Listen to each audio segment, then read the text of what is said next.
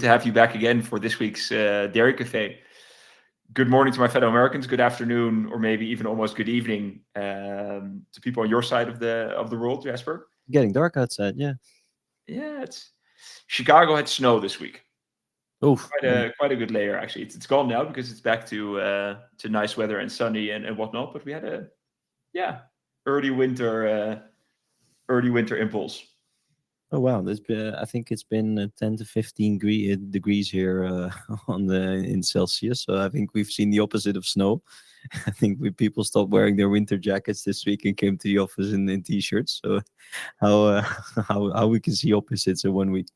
Yes, but there's been too much interesting stuff happening in the market to take the time to discuss the weather. There's no need to at length discuss snow, rain, temperature, because it's been a busy week and maybe busier than we've seen in some of the weeks before this. Yeah, well, regarding trade activity, I'm not 100% sure, but definitely regarding price movements, we definitely seen that there's been a lot of things happening at the same time. And well, we're discussing the US quite a bit during this episode. And yeah, we can definitely say that with the government shutdown finally ending, we can conclude that there's also a lot going on in the States. And also on the dairy side, that means we finally have some of the data on our hands. So definitely enough to report on, I'd say, this week. Yeah, perfect. And the thing I assume no one has noticed, but Seb is missing. Seb is on a trip through France, meeting with our marketplace partners. So unfortunately, he couldn't be there. He sends his regards. Have you been looking at the marketplace results this week, Jasper? I have and I haven't because some of the marketplace movements were or at least the market movements were so drastic that we actually saw people pulling their bids and offers because they weren't sure what the market was going to be doing, especially European butter. We're actually already looking at it on the screen. We might make it into a bridge into the latest market update. But we saw that there's been such a significant movement down throughout Tuesday and also Wednesday that there's definitely been a bit of reluctance to keep the same level at least of your traded price. Super clear. Okay. For today, what's on the cards?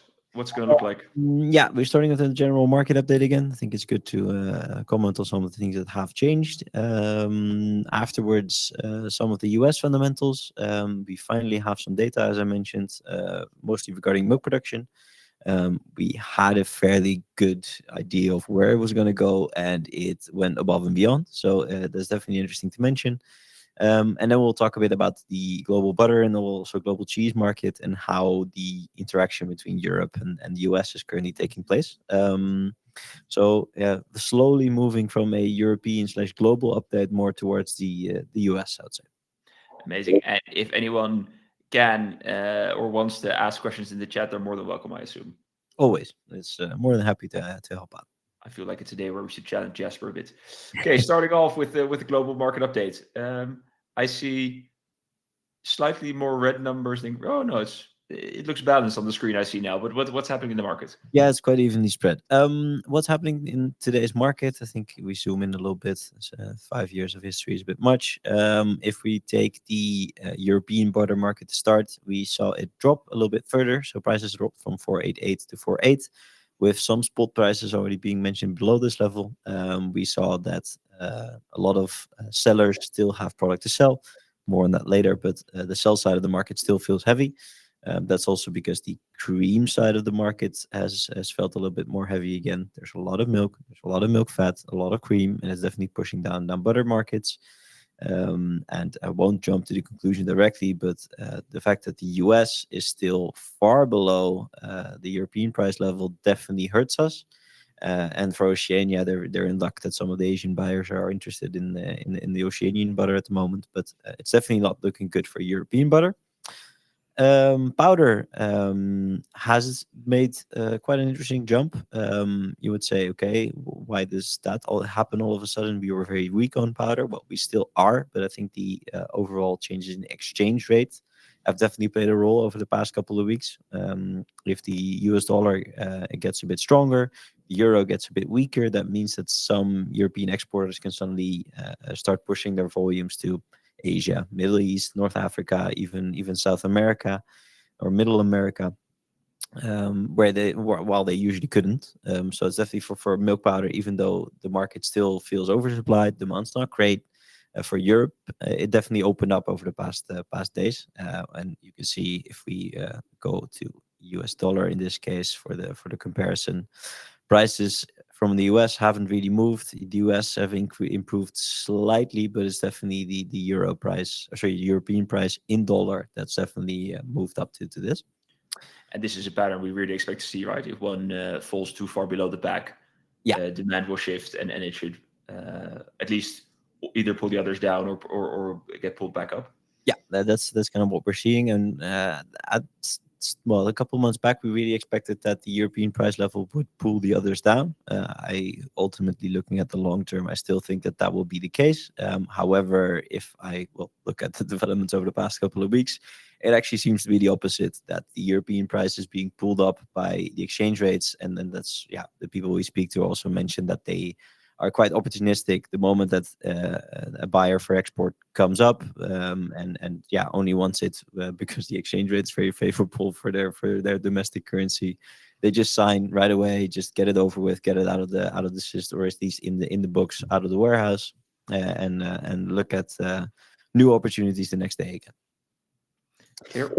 Moving on to cheese, let's stick to US dollar for this one because we are definitely seeing that the European market also had a recovery. The European market, or the European butter price, mozzarella price, sorry, in blue, moved up this week, not just in dollar but also in euro. Why? Actually, because of the difference that we see between these prices. The European market had really good exports, and therefore we see that in prices in euro have increased from 2.8 to 2.95 over the past 3 weeks. And it kind of shows you that, yes, lowering prices, it seems very painful for producers, but sometimes it also opens up, especially export markets, like we discussed in our market analysis this week. So it's not as weak as it was over the past couple of months. It's not very firm either. That's what I'd like to comment on. But at least it's definitely a reversal from the trend we saw a couple of weeks back. And I got a question: if we also have buttermilk powder, we can look at that. Yeah.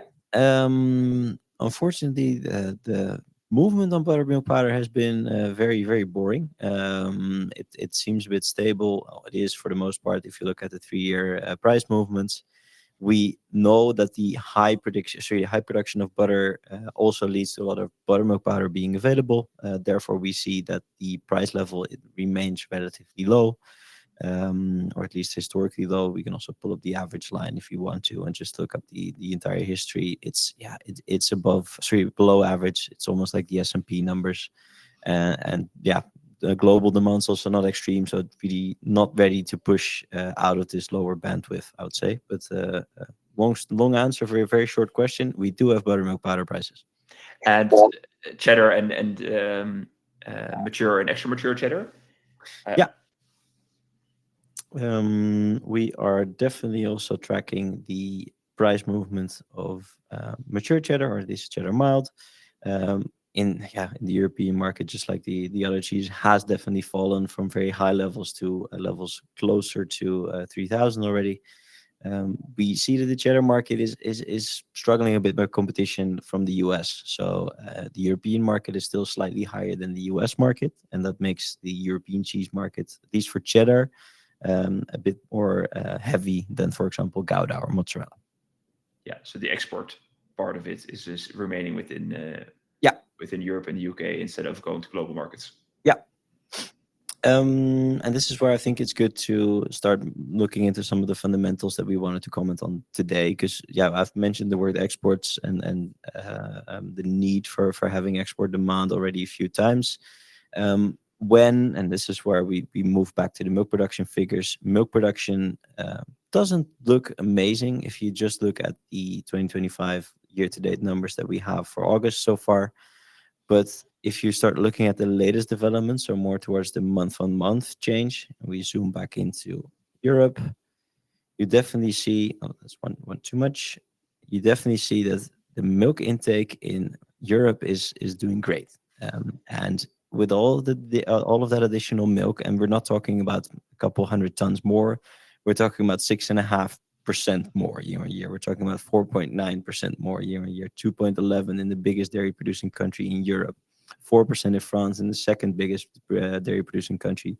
They're huge numbers, and the milk has to go somewhere. And we definitely see that the domestic consumer is doing its best, but we can't eat all of this, so we have to start exporting that.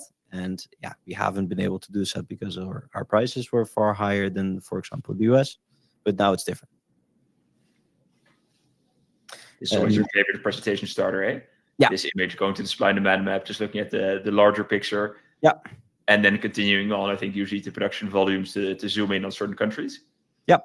And that's, for example, where we lined up Germany. And this case, it really shows you that the latest milk numbers for Germany are also very, very up compared to the years before. It kind of adds to the story that we just saw. Yes, the first part of the year wasn't great. So if you look at year-to-date numbers for milk in Germany, it's not going to look very, very promising. But the changes that we've seen in the last couple of weeks, basically since the start of August or halfway July, are incredible. And it's not just Germany; it's also UK. I think UK was actually one where we both looked at and we're like, "Is this even correct?" Yes, it is. The milk intake here is extremely good. And it's not UK, it's not just Germany, it's also Ireland, the Netherlands, whatever country in Europe you can think of. And that's where kind of we see that because of this additional milk, we need more exports, and so does the US. Looking at the other side of the pond, we already see that the US has been relatively cheap in dairy prices for the past almost a year or so when it comes to butter, and they also need exports. Well, why do they need exports? Looking at the same thing for the United States, we have finally have the production numbers for milk for September. They got released on Monday. New numbers will be released somewhere next week, if I recall correctly. Um, these numbers are far above what we expected, and why it's interesting to actually look at this in 30-day standardization is because right now you're mixing up 31 months with 31 days, months with 28 or 29 days in the case of February, and months with 30 days. And if you standardize it all to 30 days, you actually see what the impact is or the changes on a monthly basis.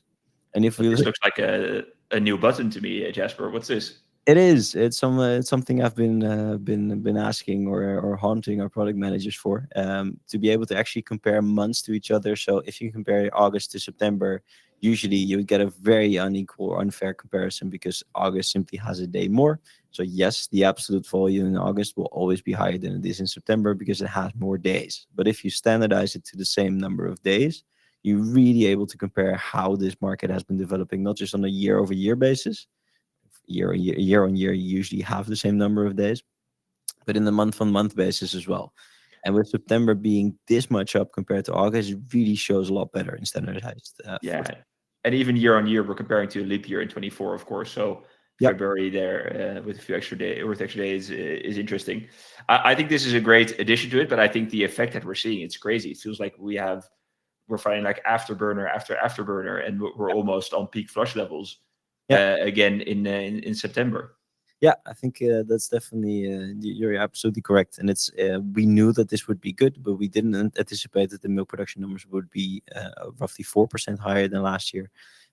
We know the herd size is big. We know the margin is good in the US, primarily due to low feed prices. So some of the ingredients were there, but August showed a growth number of, I don't know, just pull it up as we were talking about it. We figured that the peak of growth year on year was actually in July, and then it lowered slightly in August, and we predicted the number somewhere around 3.5% for September, and it turned out to be 3.99. So also there we just have significantly more milk, and it definitely kind of pushes for exports, or at least the need for exports in the U.S. market as well. Do you want to pull up the herd size figures? Yeah, let's do it. That's definitely something that we are very keeping track of almost on a weekly basis, because the herd size number in the US is next to the milk production margin, so the milk over feed margin. It's one of the most interesting things to track. If you want to know, okay, do we have an expectation of more and more milk coming in? If you know that there will be more cows, or if there are more cows, it will definitely help. Well, and voila, the latest numbers for the number of dairy cows in the US have also been released over the past days, and we're now seeing levels that are extremely far above the levels that we saw in 2024 last year. So if I just click away some of the previous years, we went from the lowest lows in June 2024 to an extremely much higher number of cows in September 2025. So it took us 15 months to recover from this. But it's crazy because slaughter figures, so this is the population size, but the slaughter figures are still also very low. They're below 24 levels. Yeah, that's the kind of the trade-off that some of these farmers want to need to make right now. Beef has been paying off quite okay, but not very very well. So yes, it is interesting to slaughter cows, but still the milk margin is actually very very positive. So they rather keep them and make sure that they slaughter less and yeah, produce more milk. Clear. Okay, so we see a lot of milk weighing down. Well, we see it again in the US. Now they're releasing their fundamentals again. Yeah. But we see a lot of milk weighing down both Europe and the US in a late stage of the year, later than we'd seasonally expected to see this amount of milk. What does that mean for the big products? Yeah, I think this is where we need to have a look at the butter market and have a look at the cheese market.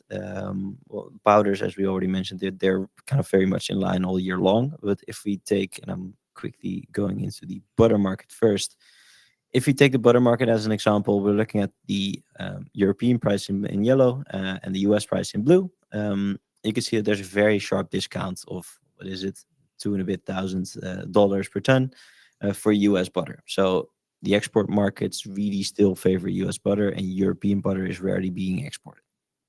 What that means is that luckily for a country like the US, they've produced a lot over the past year, and they will keep producing a lot because they're really growing in their butter production. But so is Europe. They have a lot of milk, they have to do something with it. Butter production will take place.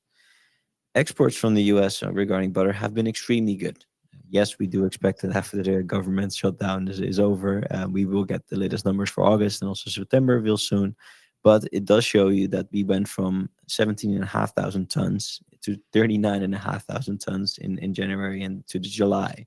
So there is a very big increase in butter exports taking place because of this price discount compared to the global market. Go ahead. And where is this butter then going? Because is this going into countries where they're actually competing with Europe, which makes sense, of course, with Europe having been so expensive this time of the year. It is, but it's also going into some countries that usually wouldn't buy US butter. I mean, the Netherlands, and that's what we can actually look at right now. We're looking at the export from the United States of butter all the way until the latest numbers of July. And if you look at the year-to-date volumes, so this is where the 39,500 metric tons come back. We see that Canada imports a lot more. They are a usual suspect when it comes to imports of butter from the United States. But in this case, the price is so interesting that they import a lot more. But then also Australia, the Netherlands, and even Belgium, Denmark, Japan to a certain extent are countries that usually buy butter from the cheapest source, or in the case of Netherlands and Australia, they produce it themselves. But if the margin for buying US butter is much better than producing it yourself, then of course you're going to start importing that as well. And that's what we saw. A lot of imports being done through regions or by regions that are not the usual suspects, but just because the price is so interesting, they started to pick it up. But 300 and 600,000% increases, that sounds quite optimistic. It is, and that's also if we scroll down a little bit. If we look at the exports of the United States of butter again, looking at Canada, for example, you see that these volumes are definitely, there are always some volumes of butter exported from the US into Canada. But if we take Saudi Arabia, for example, they went from barely anything or really small volumes on a monthly basis to now a lot more. Just like the Netherlands and also Australia, you definitely see that they're very opportunistic buyers for now. But the question is, yeah, will they keep importing this much if the price is much more in comparison with, much more on the same level as it is in their domestic markets? We've gotten two questions, and I think we'll start with the second one, and that is, how does US butter compare after import duty in Europe? Yeah, that is actually a good question. We have a something that we can show. to calculate this, and or at least calculate it, we know that there's an import tariff of roughly 1,800 1,800 euros a ton from US butter to Europe. So if we take destination Europe, and we would say, for example, that we would compare it to our domestic price. In this case, we go for Europe per metric ton. We have a domestic price of 4.8. And if we take the let's say US butter VPI, which is around 2,900 euros a ton, and we would add the flat additional rate of 1,896 metric ton, you have a price difference of, well, in this case, it's very much on par. So even with the flat rate that we see today and the strong decreases that we saw in European butter price, now it's finally back on par again. So it really shows you that, yeah, we as Europe really need to pull down our price to be able to do this. Yeah, don't forget this is without shipping, of Yeah. course. So now at this moment, I think that window has closed. Yeah. But of course, butter prices in Europe have gone down 10% in a month and have gone down Yeah. probably like 30-40% in a year. So it was a totally different situation for quite a bit. Yeah, so currently I'm pulling up the spread between the two prices, because that's practically what we're looking into. If I flip the spread, it turns positive. So it does tell you that, in this case, I should convert it to euros. Whenever the spread is above this 1,800 euro mark, and it has been all the way, well, what is it, from Feb this year all the way until roughly September, we saw that that window was open. Yes, it's closed right now, but we definitely saw that there was 6 months of solid import window where European players could import US butter. I think that's another really good question follow-up from Martin, that it Yeah. doesn't feel super attractive to import. And I think currently it definitely doesn't. I think what we see here is that it has been more attractive for a bit. Yeah. But is the Netherlands the final destination? Are the Dutch now eating their beschuitjes with American butter? No, they're not. I think it's very, very good to mention that there's butter being imported for guys that are either melting it into AMF, for example, because the US butter product specifications are not really eligible for one-on-one replacement with the European butter. Different taste, different texture, slightly different fat percentage for at least the standard butter in the US. So no, we're not eating our beschuitjes with US butter. Is more going into some processed foods, some melting practices, for example. So a lot of the retail butter hasn't been adjusted or hasn't been imported from the US, but some of the ingredient butter might have been replaced with some US butter instead. Okay. Is it good to transfer to cheese markets? I think it is, because what we're seeing for butter, where the US market is significantly lower, Europe is really struggling to find additional export demand. I think that's where cheese is kind of doing the opposite. I wanted to start with price comparison, so I'm clicking on price comparison again. If we take, for example, the cheese blocks versus cheese cheddar curd price, we're actually seeing that these prices have recently come much more in line with each other. We've been talking about cheddar markets slightly, sure, already for a few minutes at the start. But what we have seen is that the US market has been much cheaper for months, if not years. And now we're finally back on par again. And it's really helping European exporters, especially because, well, okay, there were like 2 days where European product was cheaper than the US product. Exporters for European cheese are able to push some of those cheeses away to Asia. We've even heard people exporting Dutch cheese, or at least cheddar, to Mexico. They don't buy the US cheddar, they bought European cheddar because we were cheaper.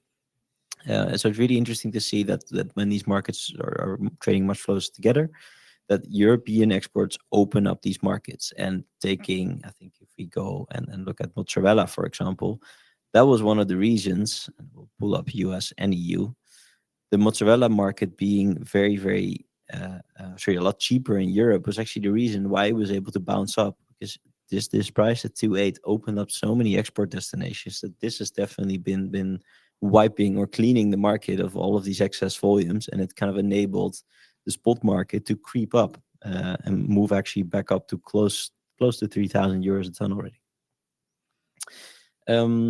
And that's the interesting thing, and that's why I think I'd like to make the circle back to the U.S. market again, because this is not just about Europe. Okay, Europe is in luck. Europe can export now. They've relieved some of the stock pressure on the short term.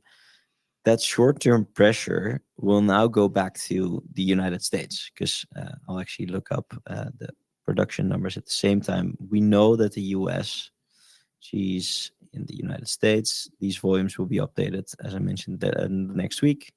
But we can already see that the 2025 volumes have been significantly higher than the 2024 volumes. So we definitely see that the change so far has been, and we'll look at the percentages for this one. The US has produced, there we go, Big significant, data set. there we go, 73% more cheese so far this year. And we know that with the milk production numbers being higher in August and even higher in September, this number keeps on growing. We know that they're also very export dependent. And if Europe is now stealing, I'm saying stealing, but temporarily getting these export buyers in because they were cheaper, that means that the US is going to be forced or faced with a problem real soon. So cheddar, and in this case, the total cheese market might have switched towards, well, favoring European sellers at the moment, European exports. But the moment that that cheese and the additional cheese that's being produced is going to start weighing on the US, this might actually come and bite well, US prices in the butt, and make sure that we lower US prices again afterwards. It's like we need to make sure that this doesn't get a knock-on effect, or turn into a knock-on effect where now Europe is cheaper, then the US becomes cheaper again, and we kind of bunny hop over each other to make sure that we are the cheapest and get exports. It will definitely be an interesting thing to track, because this might actually come back to Europe after it's now haunting the US cheese market. Yeah, and I think there's also that with all of this extra cheese production in the US, which of course also is needed to keep up with the whey protein production. Yep. So the extra cheese needs to definitely be made, but it also makes the US more exposed to global markets. I think cheese was almost a market where there was parity between consumption and production in the US. Yep. So most of it was covered internally, and now we see that production figure growing while consumption, well, remains the same, or it might even be a little bit lower with current supermarket prices. Yep. That we actually see that, okay, you're being more exposed to global market. You're getting into a heavier battle with Europe for the same export destination. So I think that's it's an interesting one to see that. Yeah, there's chances, and they've also taken chances. You see in the total exports, it's increasing, so that they're managing to sell it. But it Yep. also means you have to track European markets more closely. Yep. And that's definitely where I think the next weeks, the months, we'll see how these markets will react. Because yes, we have seen that the weight was on the US for a while, then it kind of moved onto Europe. Europe started to feel very heavy. I wouldn't say all of a sudden, but it started to feel very heavy. And now we're kind of redefining ourselves. How much do we need to sell still? How low can we go? And I do feel that for the US, especially with the milk production growth that they have been doing, they will have product to sell. And it's really interesting to see how low they need to go or are willing to go to really get those exports back up. Yeah. For the last minute, I would love to focus on another new feature that we've added to the platform, or at Yep. least a feature that we've changed. You, of course, our forecast, where we forecast prices, stocks, and production up to 12 months ahead. The change we've made late last week was that we went from a monthly forecast, so forecasting 12 months ahead, to forecasting weekly, so getting 52 different forecasts, just with the idea to get more granularity. I think the long-term outlook, your budget making, will still be, of course, similar to how it was on the monthly. But if you have like the question, should I buy now or can I wait another week and expect it to go down a little bit more? I think the weekly forecast makes more sense there. So really for those short-term changes, more granularity on actual market changes. And we're looking at the S&P food outlook for the coming 52 weeks, no longer 12 months. Do you agree, Jasper? What do you see? Yeah, this is what we also roughly expect to. So we definitely feel that additional milk will keep weighing down on markets until somewhere around flush next year. So that's around Q2, middle of Q2. And then it starts to move up after, because we will have less milk. And yeah, I find it interesting. This is also where I draw some learnings from, that it's some people expect it to go lower than 2000. Looking at this, it might not. And maybe it could be the exchange rate. It could be some of the margins that have shrunk before then. I think it's also an interesting one for me to look into.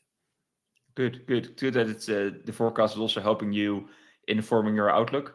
Yep. And as we see, well, quite a subdued market throughout the next that next flush is expected by the AI forecast. And yeah, I always look forward to your own outlooks. I've added the market analysis tab in the left bottom that you can click on, and go ahead and read Jasper's thoughts on all these markets. Thank you so much for joining us. We'll be back in 2 weeks' time. We will be back on a Tuesday, favoring my US friends to not do it on Thanksgiving. But we'd love to see you on the 25th. Thanks, everyone. Bye-bye.